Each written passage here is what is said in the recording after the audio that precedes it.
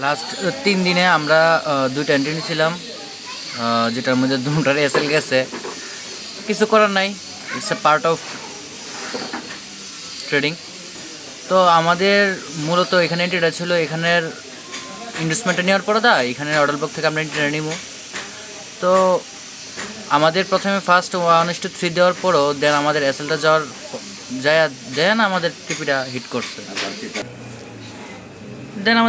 করছে। কিছু করার নাই। আর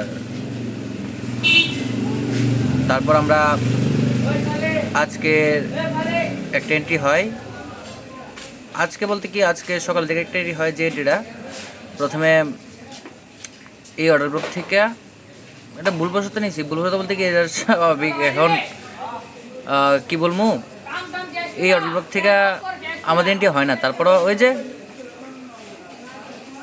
ইটস হ্যাবিট, সেটা ঠিক হয়ে যাবো ধীরে ধীরে। তো এই অর্ডার ব্লকের থেকে একটু পুশ ব্রেক করার পরে আমাদের আসলে চলে যায়। দেন লাস্ট যে এন্ট্রিটা হয় আজকের, সেটা হলো আজকের এই অর্ডার বুক থেকে, যেটা আমাদের গ্রুপে দেওয়া হয়েছে। এখন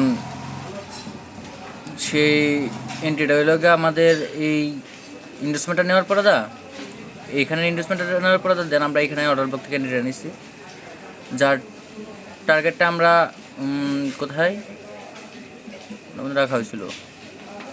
টার্গেটটাও সম্ভবত আমরা এখান থেকে আমরা এন্ট্রি নিয়েছিলাম।